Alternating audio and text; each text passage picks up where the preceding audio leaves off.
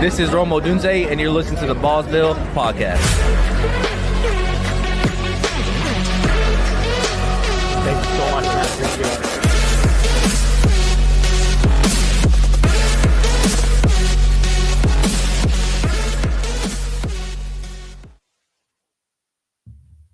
Throw your head back and come on now. The Bills are making it happen now. Stand up. What up, everybody? It is Chiefs week. Let's go, baby. Super excited about this episode. How you guys doing? My name is Sean, a.k.a. Sklem, here with El Presidente, the main man himself, Alex Hernandez.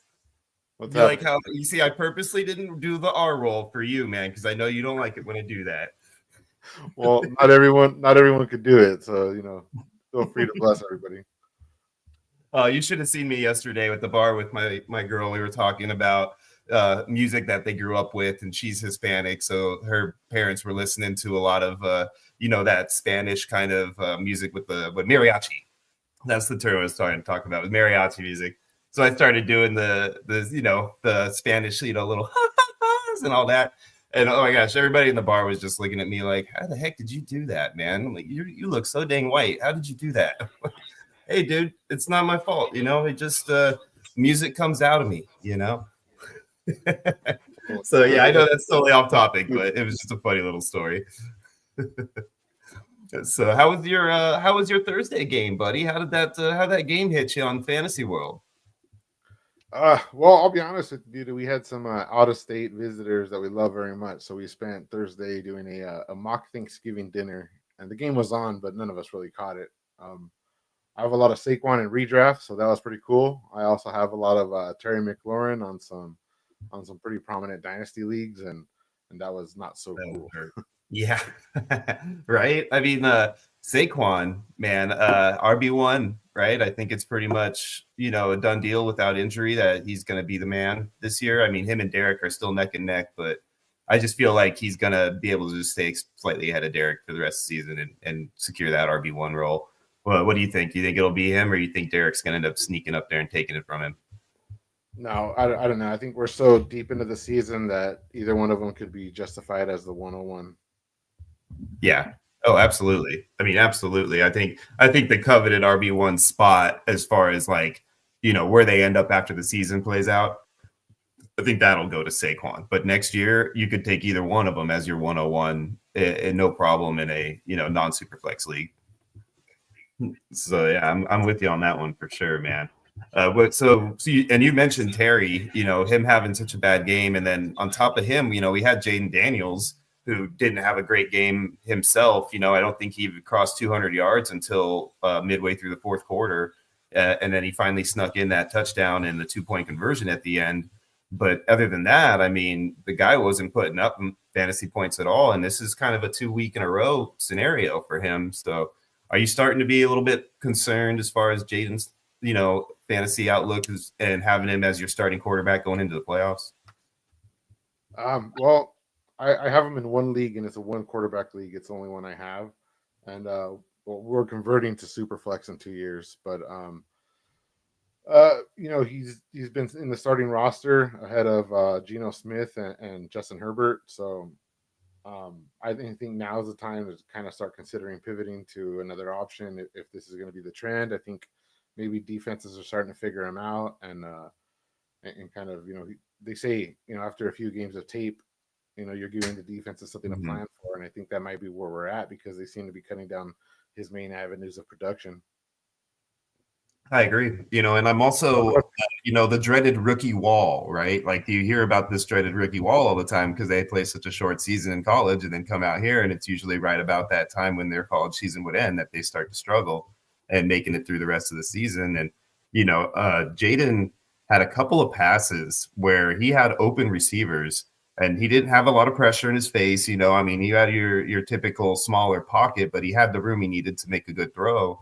And he short-armed it, twice. I specifically remember 2 passes. One was Noah Brown, and he was cutting across the field, and he had room. Had he gotten him the ball where he was able to keep running, he could have turned that upfield, and that might have potentially been like a really long touchdown if he pulled away. So, worst case scenario, they were going to get a good 30 yards out of that play.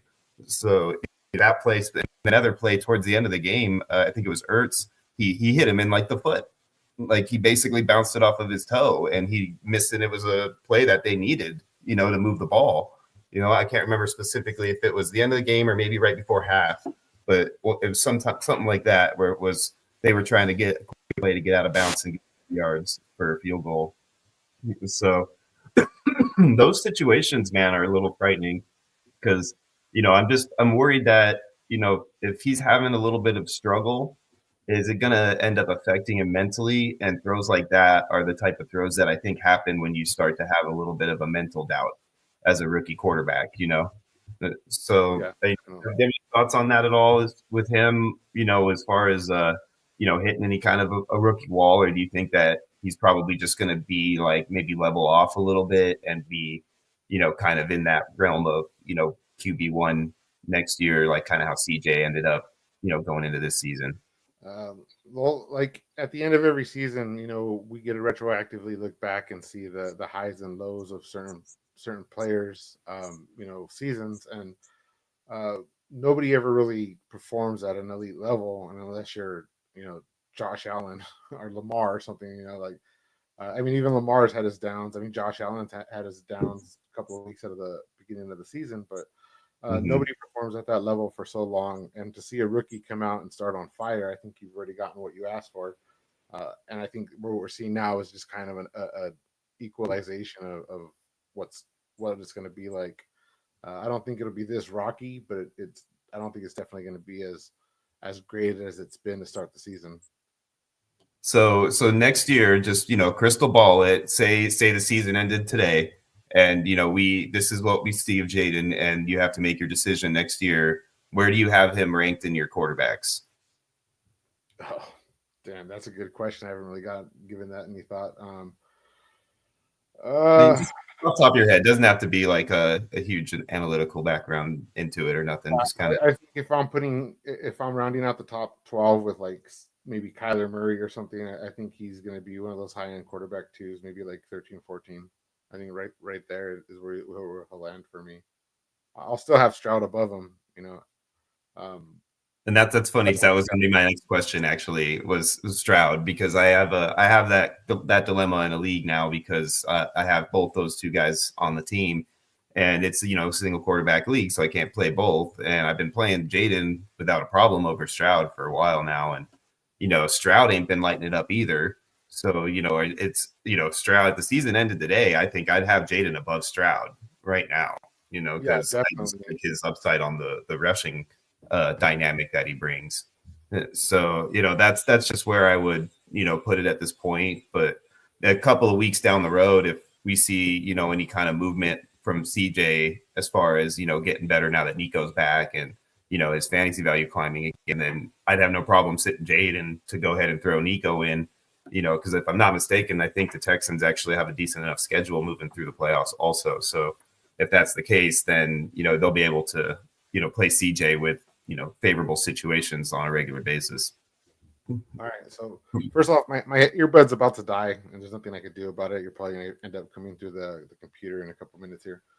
But I heard that there's a big difference. I haven't looked it up myself, but that there's a huge split, like over 22 points with Nico for CJ Stroud, and it's like 16 or 17 without him. So there's a big difference of how he performs without Nico. Looking at the beginning of the year, he put up 22 against Indy, and then he put up 16 against Chicago. But Chicago's defense has been pretty stout. And then I think week 3 is when he lost Nico, right? Nico went down, put up a big week. Nico went down in the Buffalo game. So half the Bills game. Yeah. Okay, so you're looking at 22, 16, 11, 27, 17. And then that's when Nico went down. And I'm looking at his scoreboard right here. It shows that he played 81% of the snaps against Minnesota, and I wonder if he didn't get his bell rung in Minnesota, and that's just kind of hung out with him. But I going forward, I still have a little bit more faith in CJ Stroud than what Daniels has been able to do so far. Yeah, I understand. I mean, it's kind of the higher floor player for you right now, rather than taking the chance that something happens where Jaden just doesn't come out playing as well, and his floor ends up hitting the ground, literally. Well, to be honest, So, if we're talking redraft, I think it comes down to who has a better schedule, which I'm not aware of at the moment. But whoever has a better schedule going forward is probably who I would roll with. I think yeah, Daniels does have the higher floor, but I think Stroud's just safer, and it's rough to say that knowing what he's put up over the last couple games. But just having Nico back, I think is going to make a huge difference. And I mean, you saw it yesterday. If somebody can knock down McLaurin, he's feeding Zach Ertz, and a better defense would be able to take Ertz out of the game as well. So we'll yeah. see how it is for Daniels going forward. Yeah, absolutely. I mean, I know that the Texans do have a favorable schedule throughout the rest of the season. They're looking at they play Dallas this week, and then they got Tennessee, Jacksonville, and then they're on a bye on week 14, which in my opinion is no reason that anybody should ever be on a bye that late in the season, but whatever. And then they go into Miami and Kansas City on the weeks 15 and 16. So it's kind of like you got a nice schedule for like 4 weeks, but then you're looking at a couple of rough matchups in the middle of the playoffs, like where you really need to have those good weeks. So, I'm not 100% on the schedule for what they're looking for in Washington moving forward. So I think I'm definitely going to try to be more of a matchup scenario, probably play CJ for that 3 weeks, and then really have to look at week 15, 14 or 14, 15, 16 to 100% like be confident which one I need to play. And it's probably going to go right down to matchup. It's probably going to be the only option I'm going to have to really make my decision. Stroud really has a bye week coming up in week 14, so he hasn't even had his bye week yet. Yeah, that's what I'm saying. I hate that there's a bye week that late in the season. I think that's stupid. Like unless they go to like a 2 bye week scenario and they put which is what I think they should do, by the way, is go to when they do the 18 team league, do 2 bye weeks and have every team bye within like a 2 week period. So like half the league is off 1 week, half the league is off the next week. And then you do the same thing for like a 2 week range, like, later in the season, like around 12 and 13 or something. And you do one at like 5 and 6 or 6 and 7 or some shit like that. There's got to be better ways, and there's got to be better ways to do the schedule. Like I've always wondered why they don't have teams play all three of their division mates to start the year and to end the year. Because then you're Yeah, like just set it up that way. Like every year it's going to be that way, and like it can rotate each year which one is away and which one is home in the part of the season. no, yeah, I agree with that. I don't get why we could think of that and the NFL can't. I could think of how to do it right now. So I know, um, right? And that with the help of algorithms and everything and all that AI that's out there now, like all they have to do is say we need the bye weeks on these weeks, we need these games on these 3 weeks and these games on these 3 weeks, do the rest. And then like the AI will fix it all up for them. There yeah, used to totally, be 30 guys in a room for like 2 months trying to put all that together, and now they can do it in 2 minutes with a button push. absolutely. This is awesome, man. So yeah, that was there was definitely some interesting things going on there in that game. We didn't even talk about the Eagles side too much. AJ Brown and Devontae Smith really didn't have much of a game on either side. I mean, they did okay. I think Devontae ended up a little bit lower than AJ by I think about half or so. So I think he was around like 7 points and AJ was around like 12. But it's still not good for those types of guys. In our guillotine league. One of the guys just bought AJ Brown this week because he was on the waiver wires, and he put out a good chunk of change for the scenario right now.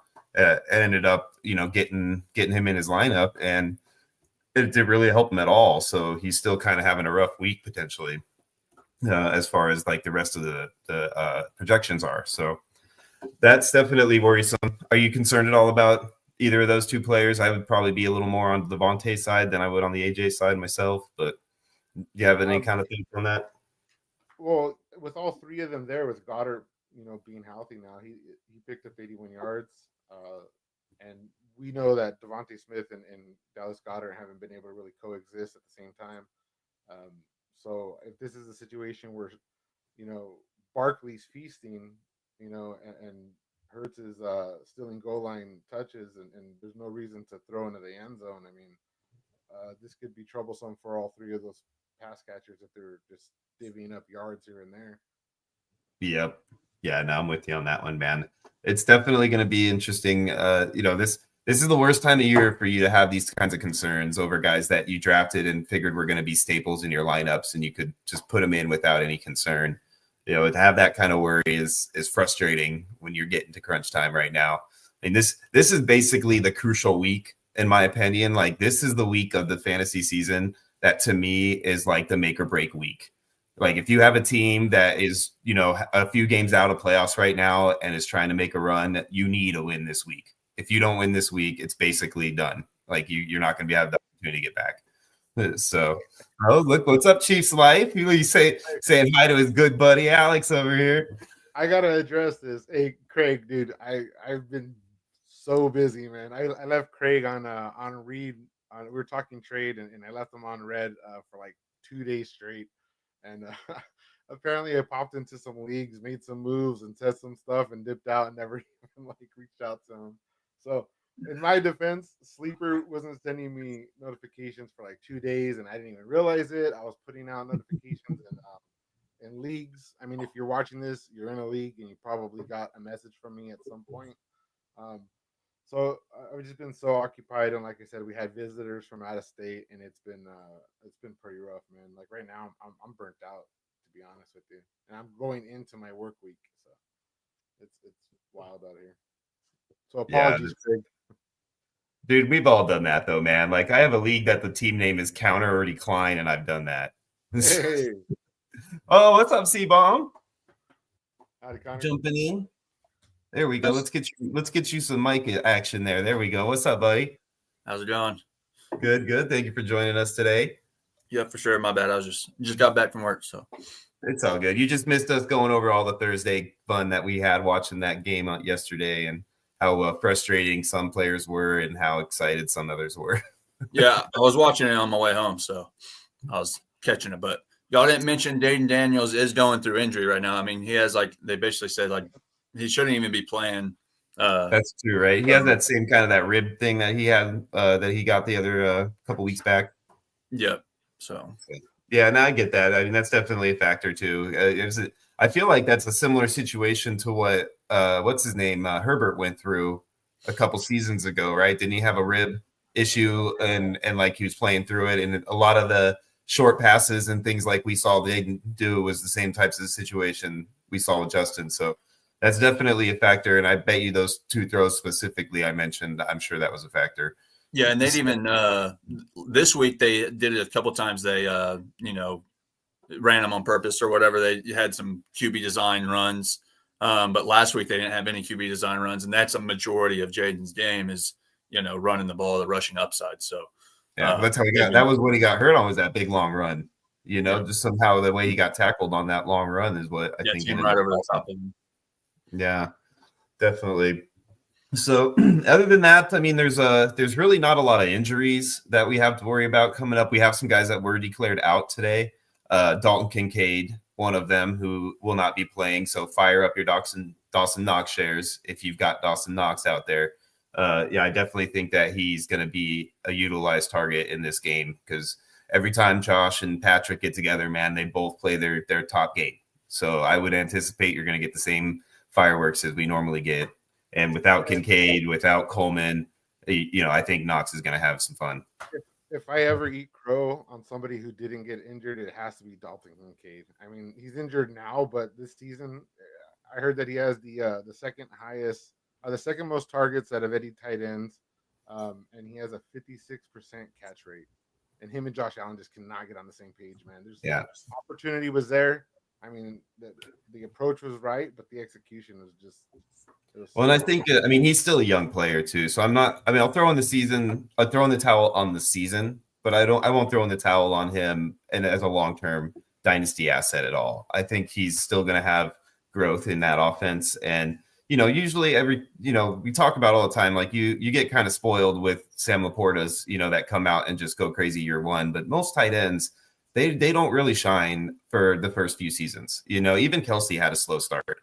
So, those types of players in those positions, man, like it just takes a couple of years, it seems like, for them to really get it down right. And he is getting separation. Like you've said, they're just not on the same page 100%, but he hasn't been dropping passes.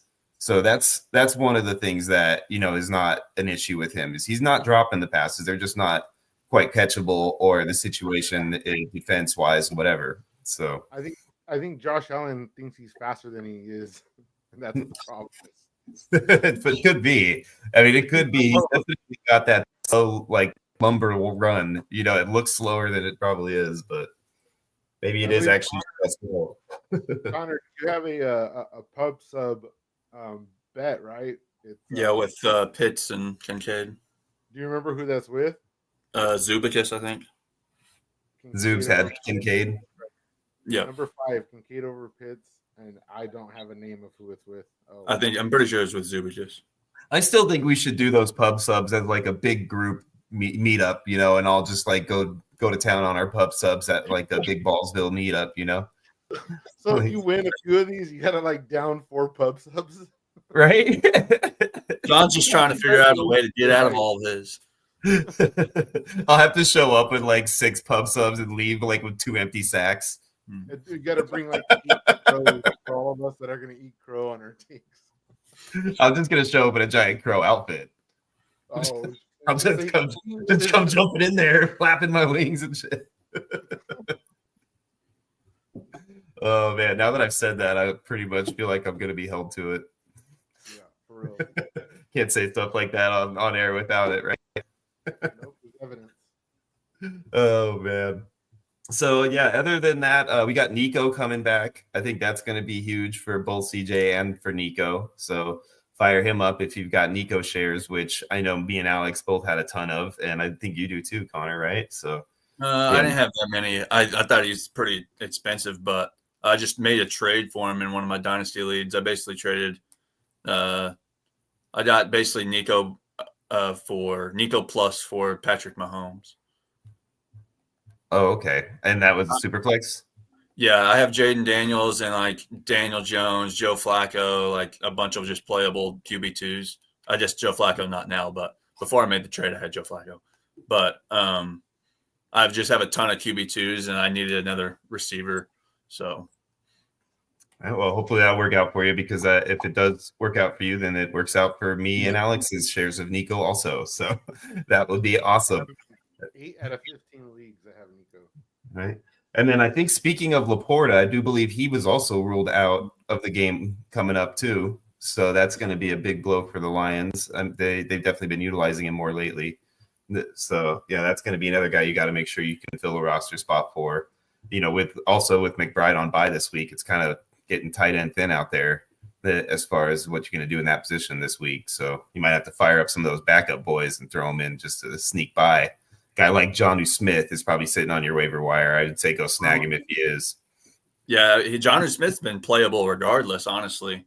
Yeah, and they're playing the Raiders this week, so matchup is solid. Yeah. So yeah, I'm definitely with you on that one. Other than that, I think the only other news that's come out is that we're probably about a week or two at the most away from an Isaiah Pacheco return. Another guy that we've got lots of shares of, me and Alex. So. And I know Zoobs does as well, so that's definitely going to be a good thing for us. You guys anticipate he's going to jump right back in and take his normal workload, or do you think he's going to still be on like a timeshare with Kareem? I assume they'll probably, for at least the initial couple of games, he'll be on a timeshare with Kareem, because Kareem's playing pretty well. It's not like he's taking that far of a step back. So I assume when he gets back, it'll probably be a timeshare, and then Pacheco by a week or two after he gets back, will be back to his normal share. I agree. I think they're gonna use Kareem and lean on him while Pacheco gets back to form. And kind of let the younger asset heal while they, use up whatever juice Kareem Hunt has left. Man, I think this is his last hurrah. Yeah, I mean, I'm with you. I do think they'll keep a timeshare going. I think for at least this first week, which is not this week. He's definitely not playing this week. They've already said that, but it's looking like he's on track to play next week, the following week for them. So if that happens, then I think it's like maybe a 50-50 kind of split in that first game. And then I think it steadily rises for the next like 3 games, basically about 10 to 15% timeshare going back the other way to where it's close to like a 70-30, And that's where I think it'll end up at. So around 70%, I think Pacheco will get, and then I think he'll get spelled a bit more with Hunt than they have with previous backs, but it won't be like a lot. So yeah, I don't know. We want him in the playoffs too, so that's good news. I don't know if it's going to be a lot. I mean, I think he'll be, utilized, but a lot I think is still.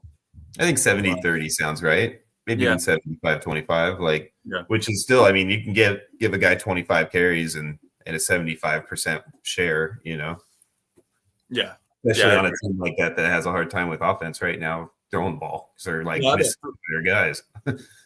Yeah, I bet 3-1 is a pretty good guess.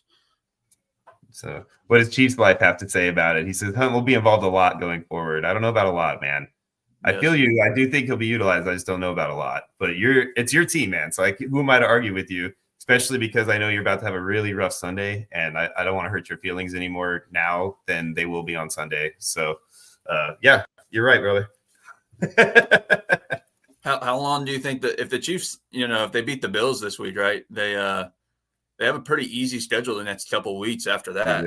So they could be, undefeated going into the playoffs potentially if they win this game. Well, see, and if they win this game, then now you're starting to look at like a couple of weeks away from locking the 1 seed. Mm-hmm. And then what do you do at that point if you're undefeated and you're locking in the 1 seed? Do you sit your players like you normally would and rest them at the last few weeks of the season, or do you go for that undefeated option and play everybody? I still think their offense still needs to get in tune. You know what I'm saying? Like their offense really hasn't clicked this year yet. So if they're still struggling like that before the playoffs, I assume they'll probably still play them. Hey, Sean. Yeah. What's up? You got to be careful if you're gonna go all Bills Mafia on Chief. He will propose a side bet with you. Hey, I'm okay with that. I mean, we could do a little pub sub on the game, if we do another pub sub bet on the game, I'm okay with that. Oh, and they will not beat the Bills. I'm sorry, man. It's like I just don't think that they're going to beat us this game because we always win the regular season and they beat the playoff game. So if we actually do lose this game, then I might be okay with that because maybe it'll just be a role reversal and we can finally win the playoff game this time. If y'all even get there this time. Do you guys know the Chiefs schedule? For the rest of the season, I can look it up here real quick. I know the next couple of games are pretty easy after this one. I got it right here. It's Buffalo, Carolina, Las Vegas, the Chargers, the Browns, the Texans, Pittsburgh, and Denver. So they end with Pittsburgh and Denver, but and they got Chargers in there too. Chargers and Texans also are teams that could beat them. So, they got a decent enough schedule. I would bet the Chargers, but if they don't lose to the Bills, then I think they'll lose to the Chargers. I don't think anybody expects them to end the season undefeated, though. Well, I don't think anybody's expecting them to be undefeated right now. Oh, not at all. So, right? I mean, they almost didn't beat the Ravens in week 1, so like that situation definitely was the closest call, except for this week. Yeah, that win has aged well, and so has the Bengals. The way the 2 close calls, but 2 of the toughest teams they played. Yeah, Bengals are definitely on the rise right now. Do you guys think that Chase Brown is still a solid running back, even with the addition of Herbert and giving him the time to get comfortable in that offense now? Yeah, I mean, he's averaging 18, 20 points a game with Moss on IR. So I don't think Herbert couldn't even beat, a converted quarterback over in Chicago. So. Right. Yeah. Poor Herbert. I mean, I feel like he was always one of those guys that like just kind of got the raw end of the deal, I feel like, in Chicago. So I do think he has the ability to be a good back. And I just don't know if he'll get the opportunity there. Because Chase Brown has proven that he deserves it. So, we'll see what happens moving forward. But that offense is looking good. And they get T. Higgins back. That's another guy that's coming back off injury this week. So hopefully that'll be a boost to them and then give Chase Brown a little bit more open lanes to run through. Yeah, I mean, that offense is one to definitely hold on because their defense is so bad. I think we talked about it quite a bit on here. Like, their defense is so bad, they don't have to throw the ball, a lot every game. So, yeah, absolutely. Awesome. All right, so that's some good stuff there, talking about some of what you guys got to look forward to this weekend. And I know that everybody should be watching that Chiefs Bills game. I think it is honestly the only game that I remember that has been on at like a normal, 10 a.m. or 1 p.m. window. And this game is actually on 100% of the country. It's being broadcast to everybody, which is, I've never heard of that on like just a standard week game like that. That's not a primetime game. So that's definitely pretty cool. I think that everybody gets to see the game that I know they're all going to want to watch. So hopefully we get the type of fireworks, and it really is the fun game we anticipate.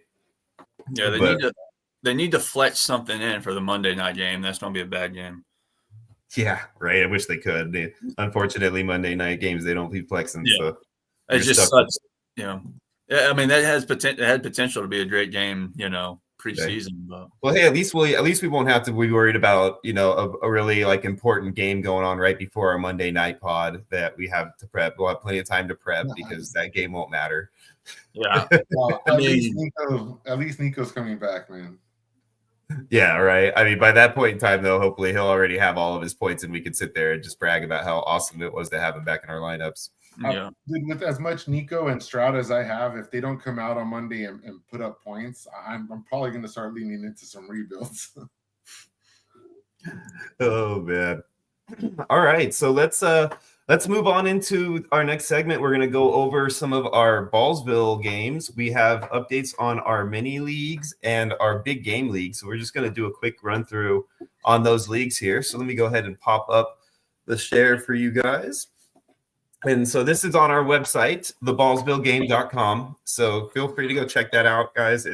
We do everything we can to provide you guys with DFS rankings and tools that you can utilize for matchups and start sits and things like that. So please come check it out whenever you can, as well as if you're in any of our leagues. All your scores are up here. So you don't have to worry about chasing down each league, go back and forth in Sleeper. You can go on here and you can scroll through and see every one of the leagues. So it's just a one-stop shop spot for all you guys that are part of the Ballsville group. So I really hope that you guys visit, and the more traffic, the better. And, Alex has worked really hard on this, so he deserves all the credit. Thank you. So let's go over. So we're sitting here in the mini leagues, and we've got League 101 right now. Your league leader is Chiefs Life. There you go, brother. Right out the gate, gets his name said right out the gate again, making me say Chief for the 15th time today. And then in Luigi League, we got K Doggity Dog. In the Samus League, we have White Knight 1988. In the Mega Man League, we have T Price 269. In Bowser, we have C Sims 52. In Link, we have Freeman C 2447. In DK, we have Red Kingdom 10. In Yoshi, we have Nameless King, who is the division leader in points. And in Wario, we have Gordon Bowie. And Waluigi, we got C Sims 52.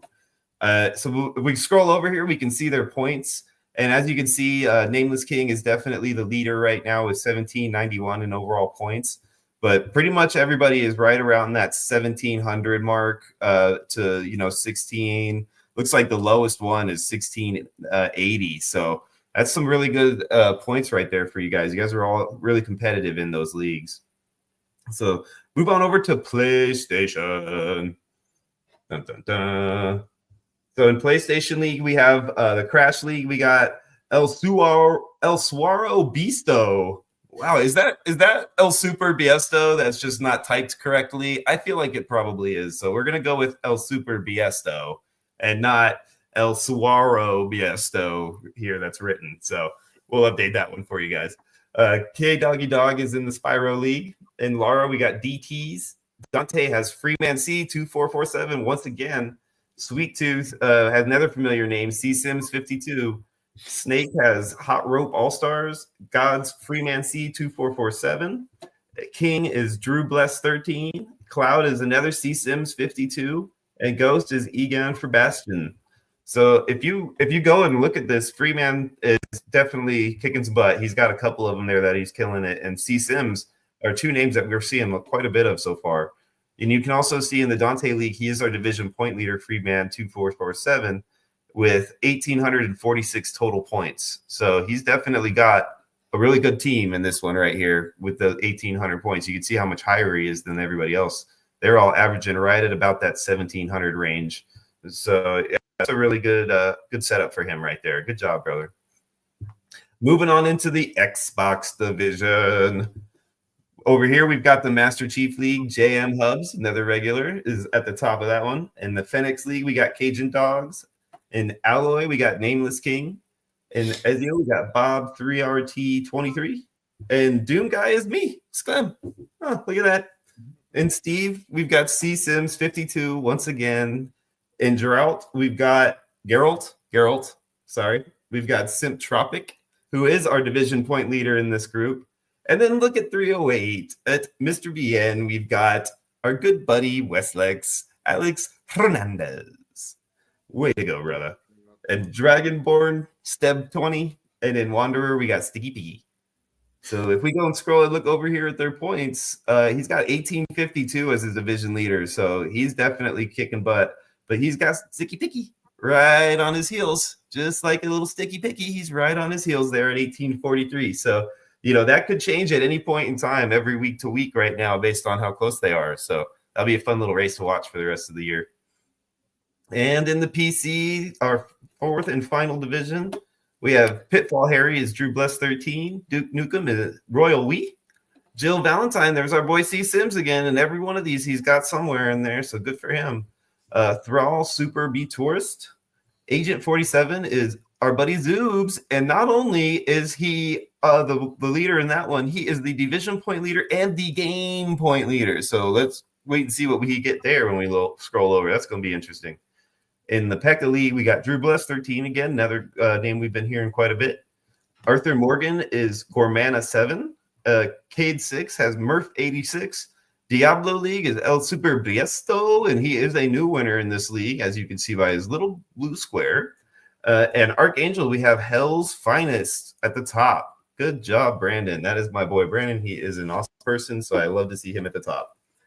So if you scroll on over this direction and see what his points are, here we go. It's 1854, ladies and gentlemen. Unbelievable score. So it looks like he's just ahead of the other guy, too, man. It's close calls, brother. So you guys, between you two and I think there was one other guy that was right up there with you guys, man. It's going to be a fun little race to the finish line. It's going to seem like the old thing from the Wizard, right, with the little knights running, and then Jimmy hits his warp zone, and it just. So let's see which one of you guys gets the warp zone. So that is our mini leagues. So anything you guys want to say on those mini leagues while I move us over to the other leagues here? Yeah. So Zoob's got one, you got one, I got one. Connor, I don't know how many mini leagues you were in, but you didn't get one there. But we're gonna see your name a lot when we get to the big game. So I'm sure you know that. I haven't really, like I said, I try not to keep up with them too much because I'm just like they're gonna fall where they are, and I'm in so many. I'm in a lot of the big game. I'm only in two of because the mini ones drafted early, right? Those are like the first ones to draft.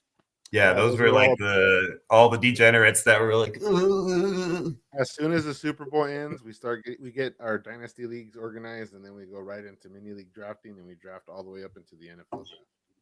Yeah, I was in very few of the first ones. I think I'm in two or something. I don't even know how they done, but I'm in a lot of the other ones, and I have a lot of best balls on Underdog too. But I try not to keep up with them just because I have. Hey, whoa! We don't talk about best ball leagues that aren't part of Ballsville on this pod, buddy. Hey, they have some giant payouts there too. So like the $3 million and stuff. So I try to get in those leagues. Yeah. Well, yeah, man. That's because they have deep pockets, bro. Are you trying to dog the Ballsville because we don't got their pockets? Come on, man. I mean, I'm sure that everybody in here did part of some Underdog leagues this year. So, right. I'm not because I live in Nevada and I'm not allowed to. No, so there. What's up, Brandon? What's up, Brandon? You just got your name called, brother. Good job, man. You're kicking butt in that league. So awesome. I will go ahead so we're going to go over to our big game leagues. I will pull this back on up for you guys because we got that set up now. So this is our big game league.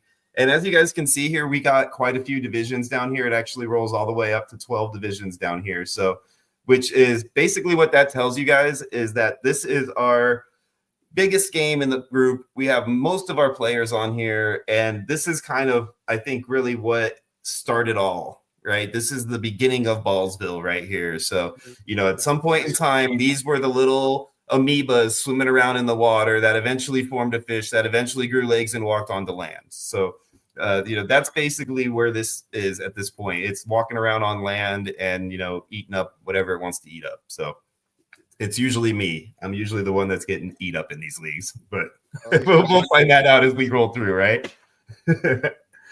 But awesome. So let's look at this one right here. This is our Division 1, and as you look through, we got a lot of these go through, so I'm not going to read everything off as like we did with the last one, but I will mention the guys that are in here that are part of our group on a regular basis or are in multiple leagues. So on this page here, you've got Tortoise, who is our buddy Trevor, who is in 2 of these leagues in the top. He's got 1,849 points in one and 1,839 in the other. So I would not be surprised if those 2 teams aren't very similar as far as players, but that's pretty awesome because that means he drafted well and he stuck to his guns and did it twice. So good job, brother. When you're done. What's that? I want to say something about Tortoise when you're done with this division. Oh, absolutely. The other guy, Connor, we got to talk about Connor, who's in here. He's sitting right there at the top of the list. He's at 1886, so he's looking good there. And then we got to talk about our division leader. Another name we've heard multiple times so far, C Sims 52, holding down the top spot at 1891. What do you got to say, Alex? I want to hear the Presidente insight. Well, it's just a little Easter egg. Like if you watch the Guillotine Leagues, the intro that's Trevor. So the guy with the eye. If you go to the webpage and you go to the managers page, you can see everybody's bio. So when we're building the website, because Sean and Trevor are such good friends, Trevor sent me the picture that we used on the website. You can go see that for yourself. And then Sean saw the picture and goes, "No, wait a minute, hold on." And he sent me the other picture that's used in the guillotine intro of Trevor, and he wanted me to put that up on the website, and I couldn't do it, man. I just couldn't do it. Oh man, Trevor was like, he told me, like, dude, that would have been awesome. I love that picture. He's like, oh man, that was a pretty fun conversation though, man. Me and you had a good few minutes there just cracking up on the phone talking about that. Just the idea of it was worth a laugh. Hey, one more thing right here while we're looking at Division 1 of the big game. You'll notice a new point leader in League 6, House of Martel. That's M-Toast, or M-Tost, however you say it. But he's actually the one who won the big game last year. We had, I think it was 80 leagues. No. It wasn't even. It was 64 leagues. And he turned $6 into $1,450. So that was our game winner from last year. Yeah, that's awesome. Good for you, brother. And thank you for pointing out the new guy too. I want to make sure I do that for each of these divisions that we go through as well. So awesome, man. Let's go look at what we got over on Division 2, huh? So in Division 2, we have there's a couple of familiar names in here. C Sims 52 holding down 2 spots in this league. He's got 1795 and 1868 respectively. So his 1795 league, he must be in like kind of a lucky scenario because that's a pretty low score to be able to hang on to the top spot with. So good for you on being able to hold off everybody. You also got Mashed Robots, who's our division leader in this league at 1978. So great score there. And then, Mem Toast, you just talked about him. He's sitting there with 2 different divisions himself, 1860, 1892 respectively. And then you got this little guy down here at the bottom, just hanging out all by his lonesome at the bottom, little Sklem, just sitting there with an 1820, just kicking it. So I think that might be the only time you guys are going to hear my name today. So I'm glad it happened early. Anything you guys want to mention on this league, Alex? Yeah, Jimbo's is right there on League 3. Let's not leave him out. Oh, yeah. How did I forget Jimbo's in there? He's staring me right in the face. Sorry about that, Jimbo's. Look at you hanging down, holding down that top spot at 1822. You got me by 2 points even. Look at that. Everybody's remarkable except for Big Timer. No, I'm kidding. Right, Big Time is. We got to talk about it at Big Time. We mentioned everybody else, right? Let's mention Big Time is too. He's sitting there. Big Time is 420 at 1922. Yeah, he's got the exact same score. What's that? I love the scoring reports we do in week 10. This is fun to go through the the leagues and go and see what your competition is putting up. Yeah, right. Especially when you get to see like the top guys in all the different divisions right there in front of each other, so you can tell right where you're at in that list. All right, move on to division number 3. Over here, we've got a couple more familiar names. You got C. Sims holding down 3 different spots in this league at 1869, 1967, and 1816. And then you've got Big Timer holding down Big Timer's 420, holding down 2 different spots in here at 1845 and at 1777. Look at that, 3 sevens in a row. Love that number.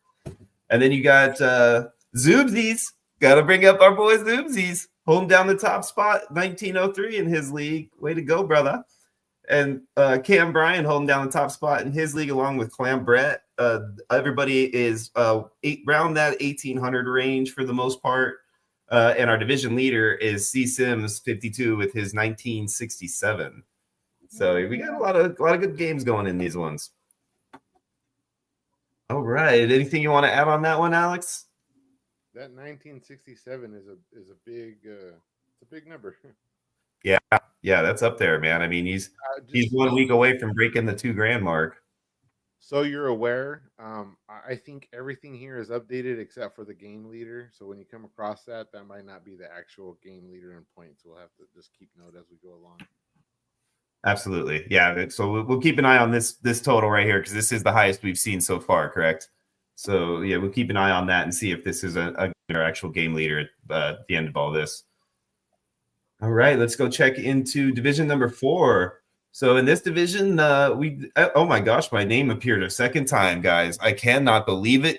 Stop the presses. I am actually leading in 2 separate leagues. Unbelievable. With the way I draft, I thought for sure I was going to be toast. But here I am sitting there at the top again, 1925. I won one though, so I'm not being greedy. I just take my 1 league and be happy. If you look here across the board, though, you got some greedy guys in this league showing up again. Mr. M. Toast right there, 2 leagues, killing it in both of them at 1925 and 1792. Our buddy Nameless King holding down top spot at 1910. We got Big Timeless 420 once again at 1846. Jay Morris 410 is our division leader in this one at 1946. And then you got Oddzilla and Cornhusk and Hog holding down the top spots at 1913 and 1893 respectively. So again, now we're looking at this is 1946, so we still have the highest one so far as the 1967 that we just saw in Division 3. So we'll keep an eye on that moving into Division 5. And oh my gosh, it's, ladies and gentlemen, a 3rd time my name has appeared. What is going on? I swear hell must be freezing over as I speak. I cannot believe it. I'm seeing my name again. This one here, we're at 1820, so I'm barely hanging on to that one, I bet. And then, who's right below me? Another spot right there. See Bob with his second one. Whoop, whoop. Another manager. Right? We got D-Pain and Cornhusk and Hog, a couple names that we've seen. D-Pain is our buddy here. I don't think we've seen him on these leaderboards yet, but I'm glad to see you here now, 1887. Cornhuskin's holding down his top spot with a 1790. And then you got Tortoise right there, our good buddy Eyeball Tortoise over here with an 1874 holding down his top spot. And then look who's below him, C-Bomb holding down the 2nd spot on the same page. Oh, my Lanta, C-Bomb catching up instantly to me with 3 appearances at 1889. And then you got X Stoney, who is our division leader in this one at 1974. So, Alex, does that take over our top spot? I believe it does. Yep, way to go, X Stoney. So right now you are the game leader as of the current discussion we're having. Chiefs Life 13 holding down that last top spot at 1878. Way to go, Chiefs Life. I know you're going to get some victories today because you are not on Sunday. Had to say it. Couldn't help myself. All right, let's move into Division 6. What do you guys think? We got Joey 87 sitting there at 1872. Way to go, brother. You could look through me. I got my name up there again. Slim at 1906. Now it's just starting to get redundant. I feel like I'm bragging.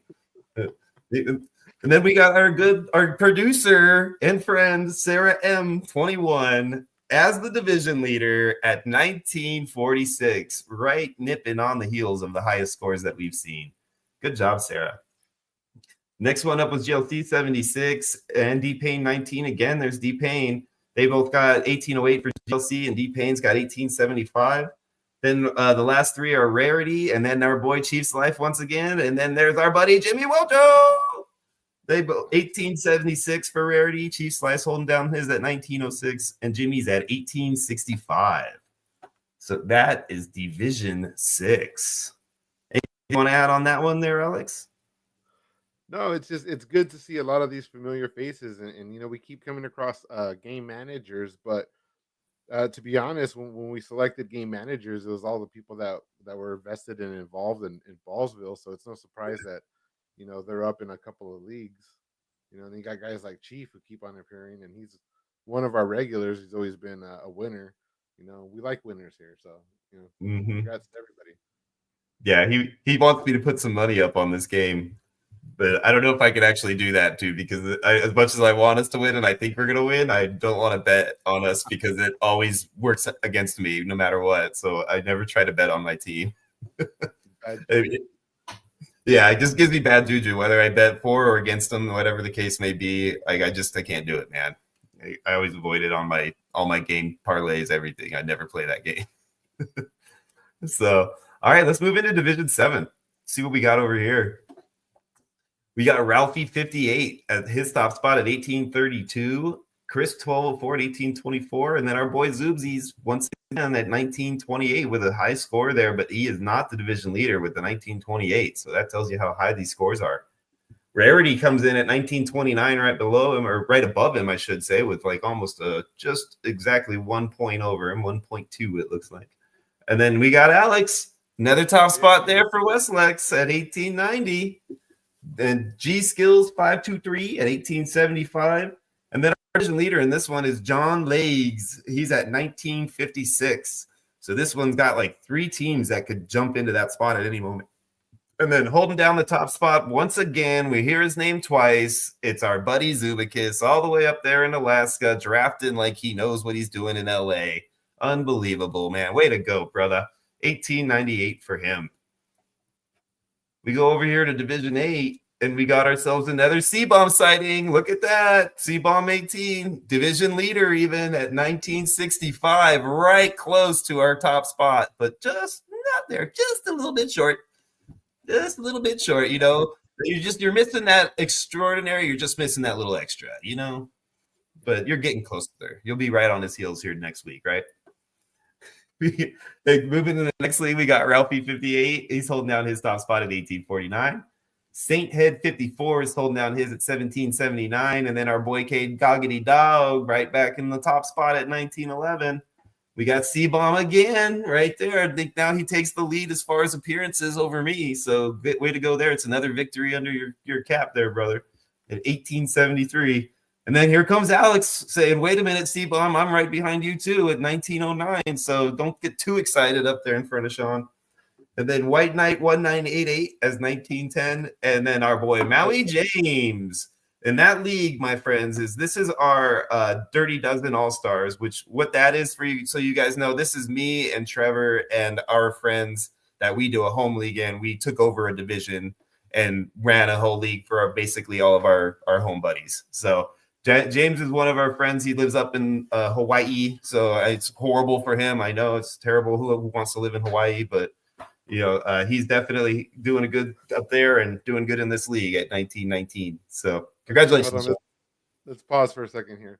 So, like Sean said, the Dirty Dozen All Stars is it's Sean and his crowd, guys from his leagues, friends, buddies, and stuff, and they all had enough people to fill up a division. They had 10 players.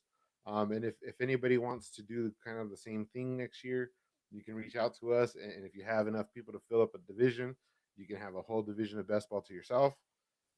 In redraft, it's a little bit different. While we do allow it, we do kind of keep an eye on people who play with friends, you know, and you're kind of under the microscope and everything. But yeah, if you have enough friends, you want to lock down a best ball division, you know, you guys can do that. And then while we're paused here for a second, so unofficially, I think Connor, you showed up like 7 or 8 times, right? Yeah, I think it's like 5 or 6 so far.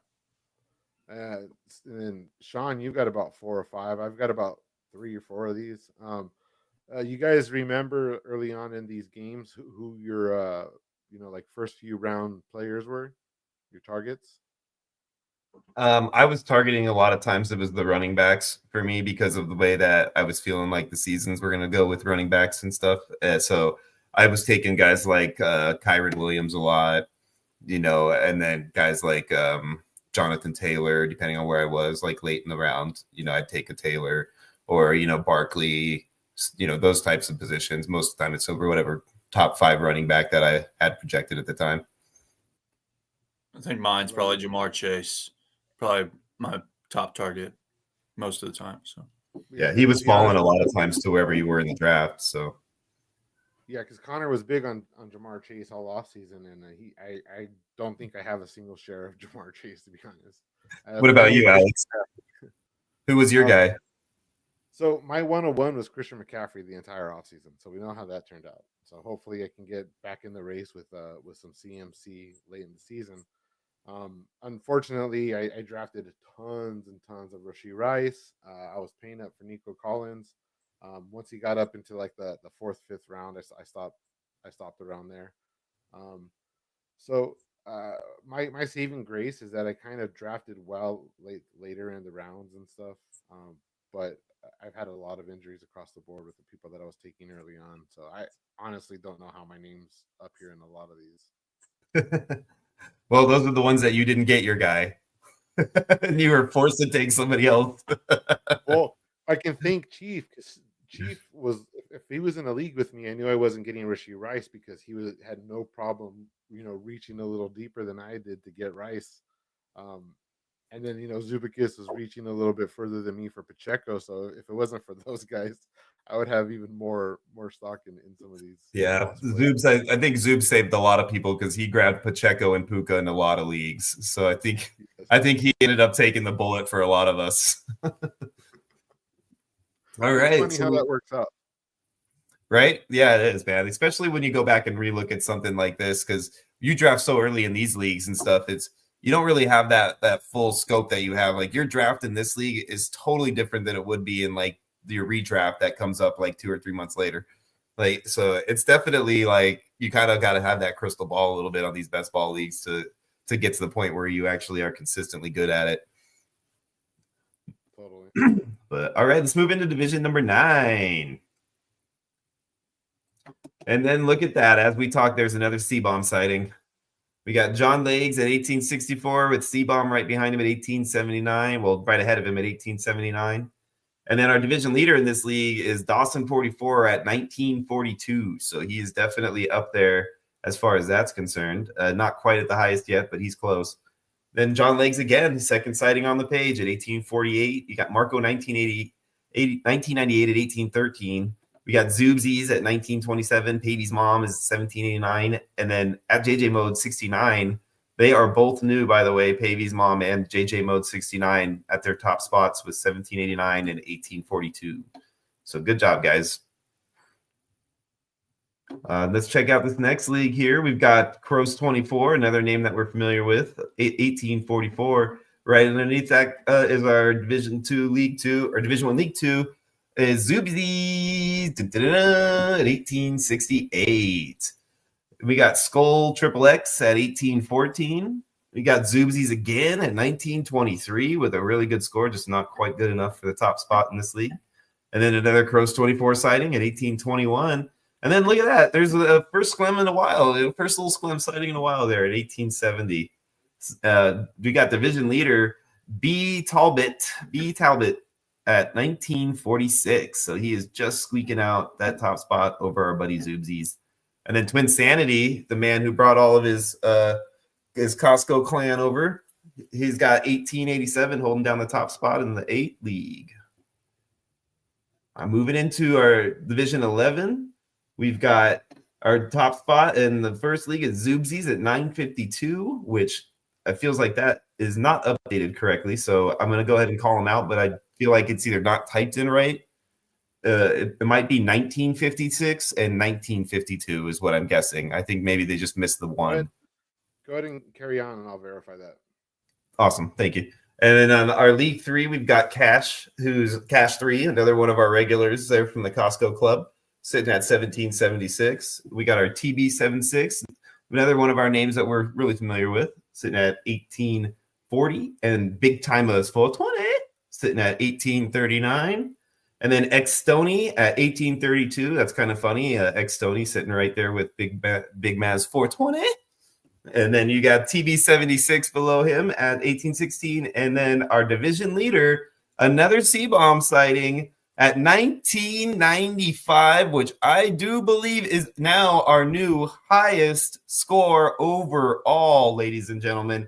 Please, please, please, Division 12 have somebody higher so that I don't have to listen to this until somebody gets above him.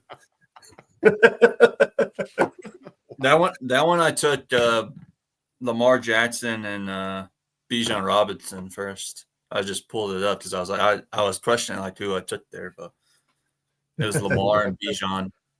That's good to know, man. The whole one of my favorite things about these leagues is the way that we draft them is right before your common redraft season, and the way you draft here like kind of gives you insight on how you want to draft going into redraft season. And you know, that's an excellent combo, Bijan and Lamar. I mean, Bijan's really coming on. You guys think he could finish as RB1? Well, or you think there's too much of a gap there with Henry and? Yeah, I don't see him catching up to Barkley. Does I think Barkley's still gonna, you know, I think he could definitely be a top 3 possibly. But my Barkley is my other running back in that league. That's what's carrying me is I have both of them. So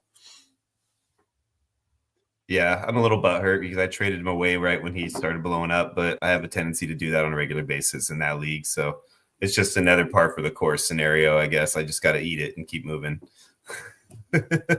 So I do like Bijan, though. I think they're starting to utilize him the way they should have been this whole dang time.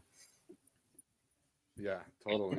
It was nice to see Algier get stuffed 3 times in a row and Bijan walk into the end zone last week. yeah. No, it wasn't.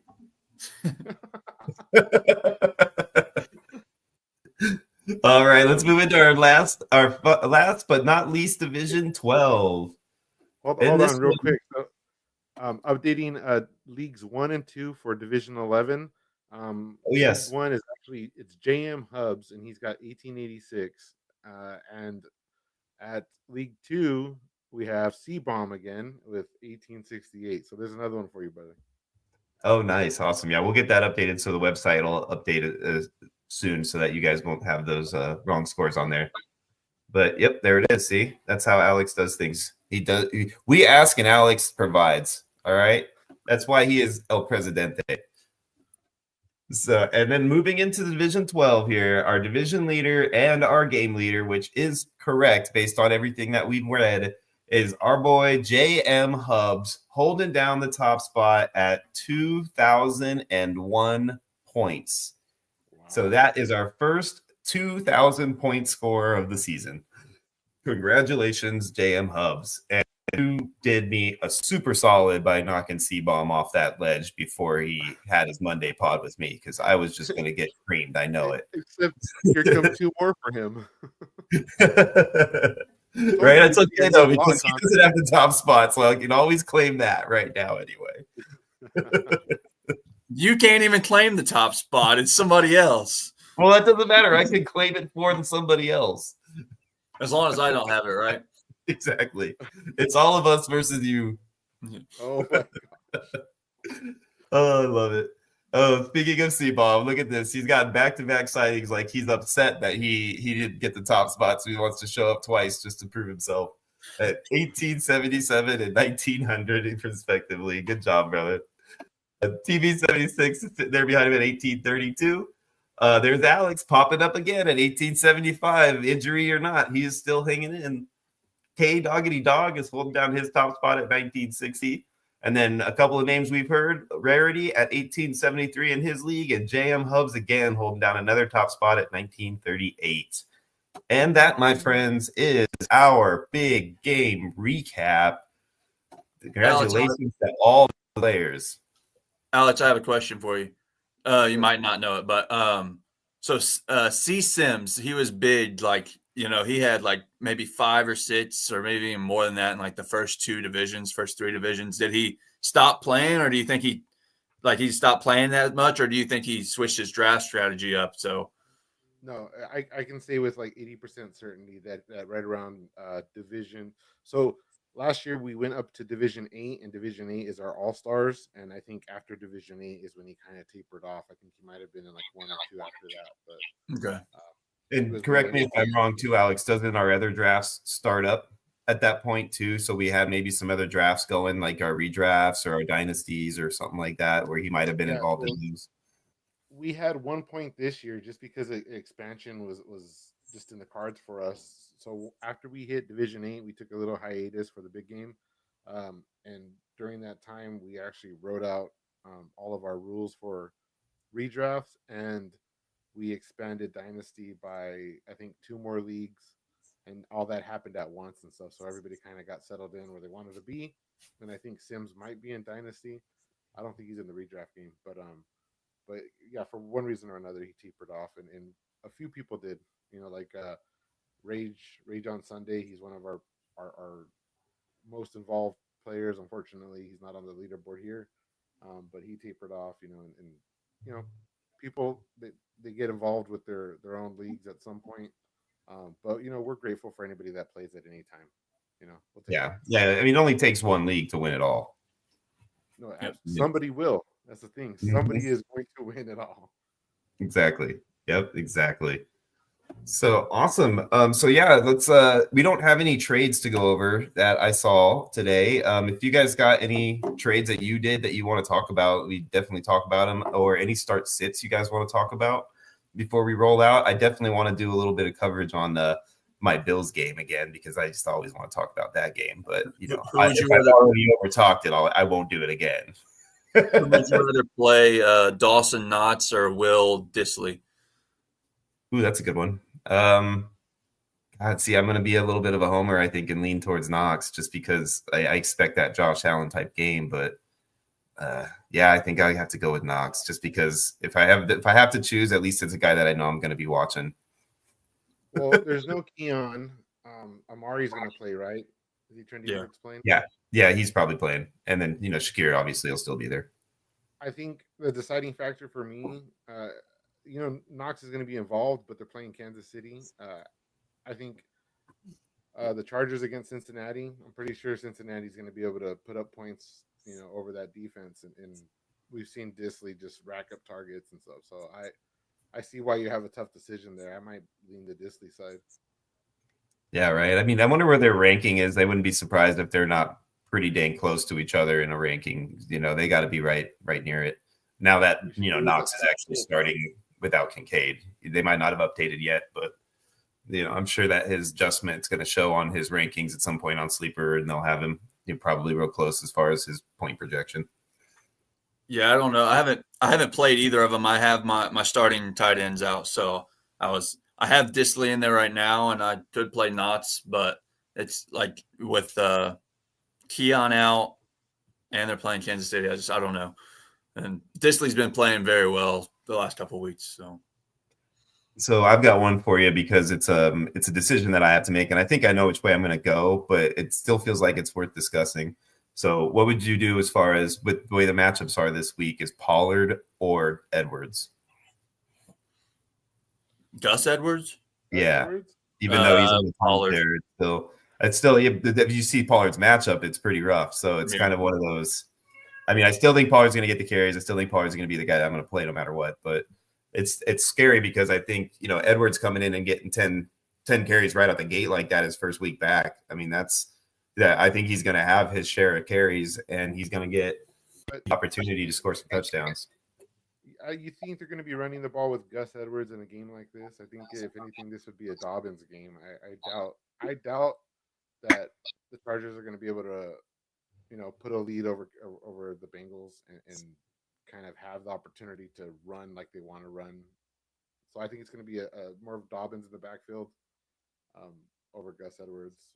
And as far as Pollard goes, I know it's Minnesota, but have they really looked that great over the last couple of weeks? True. I mean, it's more on offense than defense, but yeah, you're right. They haven't been the same team the last few weeks. Yeah, so I mean, if Tennessee can do anything at home against them, then I can see a scenario where Pollard's out there and doing a little bit more than Gus Edwards, I would definitely go Pollard in that situation. Yeah, it's tough because I wish I didn't have to play either of them, but Connor's on a bye, so I'm stuck with one of the two. I'm not on a bye. What do y'all think about this offer right here that Hell's Finest has for us here? Yeah, he's saying that he has an offer on the table that he wants to talk about and see what we think of it. So it's Ladd McConkey, a 2025 first and a 2026 third for AJ Brown and Rasheed White. I always say Rasheed. I know you guys always laugh, but I know it's Rashad, but I like Rasheed. I think it depends. In my personal opinion, I think it depends on what you're trying to do. Obviously, if you're trying to compete, I wouldn't mind giving up my late first and Ladd for AJ Brown. I'm not the biggest fan of Rashad White, but if you're trying to compete, I think obviously AJ Brown's going to be more, in tune for what you're trying to do than Ladd in a late first. Yeah, no, I'm with you on that one. The first round, the first rounder for 2025, if it's late, then I probably go ahead and get AJ Brown in that scenario, because I'm basically looking at White like he's somebody that, for me, and the way I feel about him, I would be looking to trade him away instantly if I took the deal. So I would be basically getting AJ Brown and then trying to turn around and flip White for another piece that maybe makes up for my loss that I took on the pick. May try to get a little pick back, or like a guy that I like that's like a young guy that plus a pick, to kind of make up for that. So that's how I would kind of approach it. So I'm not sure what side. It looks like you're on the Ladd side, and he wants Brown and White from you. So yeah, if you're in the point, Brandon, where you're trying to rebuild that team, then definitely look at where that first is going to fall. Like, try to project that as best as you can, and that would be my deciding factor. And I also would probably try to get him to give you more than that for AJ Brown, because AJ Brown, he's getting AJ Brown. He would be getting AJ Brown and Rashad White. It says my Ladd McConkey 25 first. Yeah, my Ladd McConkey in 20. Oh, I see what you're saying. Okay, so he's getting the AJ Brown side. Yeah, so then I'd be okay with that deal if I'm getting the AJ Brown side, if I'm trying to make a run. I think that's a good enough offer for you to do that. What do you think? Honestly, it's basically 2 firsts if you count Ladd, right? He's in fourth, he said, as well. So he's in fourth place. Yeah, I'd say go for it, man. Get yourself those pieces that you can utilize for a run. What do you think, Alex? Unless it's in the league that me and you are both in, where I'm also in the running, then I'd say don't do it. Yeah, I just think it depends on whether or not you're trying to compete or rebuild. I think it's kind of tricky buying Rashad White because the writing's on the wall. You see how the team wants to use Bucky Irving, and it looks like Baker is just going to keep on slinging it, regardless of who's out there. He's freaking feeding Kate Otten and it's working, So I don't know how much relevance Rashad White's going to have in 2-3 years or after that rookie contract wears out.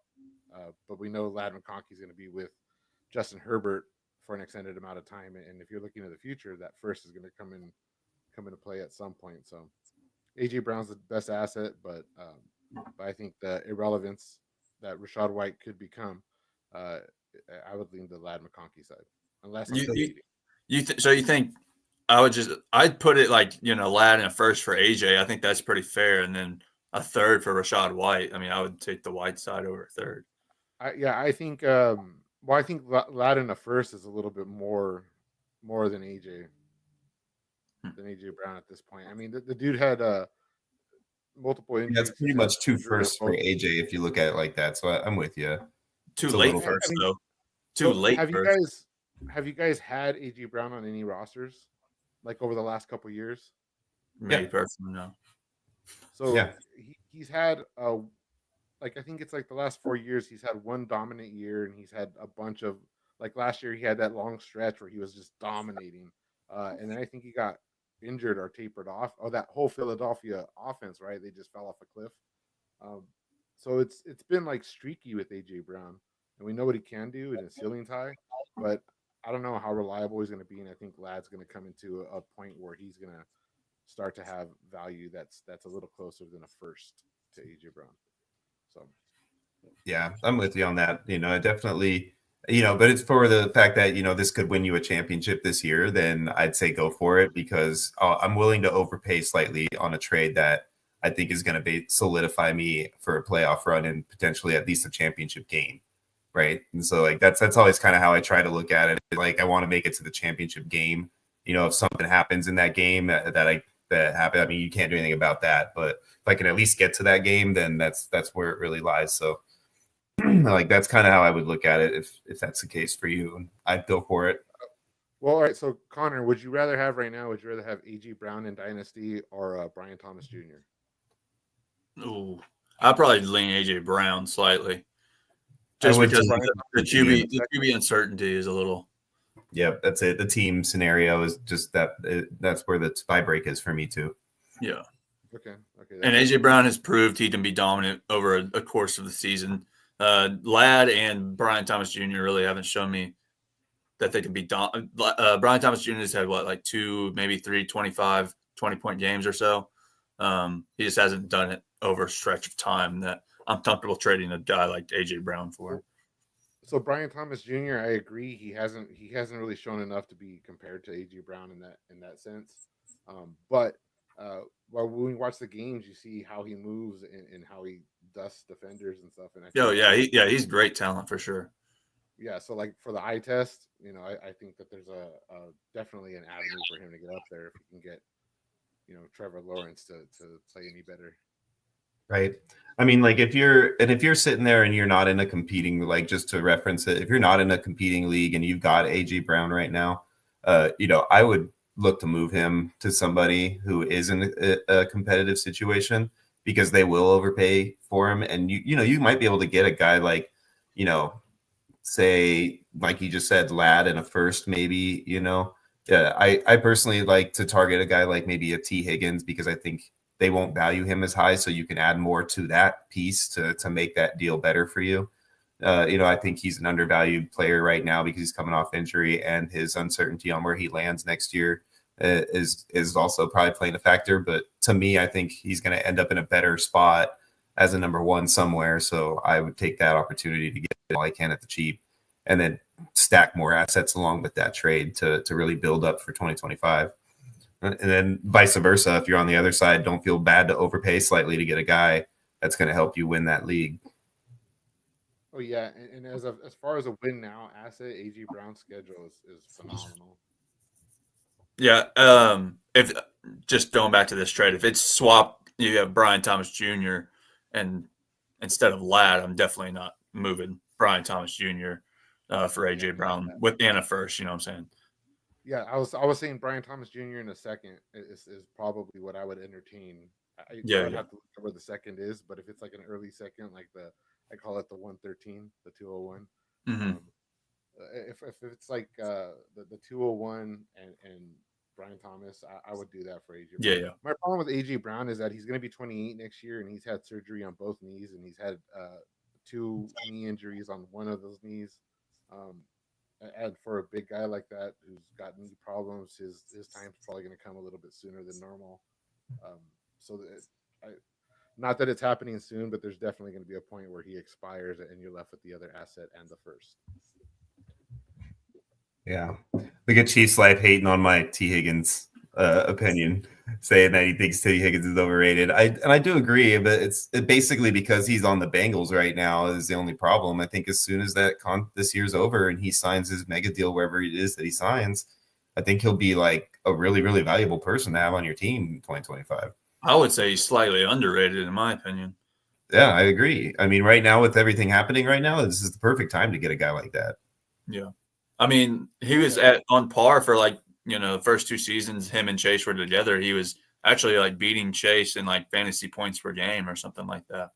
So Chase is obviously exceeded that now, but like the first 2 years, T Higgins was out scoring him quite a bit, quite often. Yeah, T Higgins is not a slouch, man. I mean, he has the ability to be a number one. Injuries definitely have a factor in that, Chief. You're right, but there's definitely going to be a scenario for him to be a success as long as he can stay healthy. I think wherever he ends up, they're going to look at him like the man. Otherwise, they're not going to pay him what it's going to take to bring him in. You ready for another trade? Yeah, what do you got?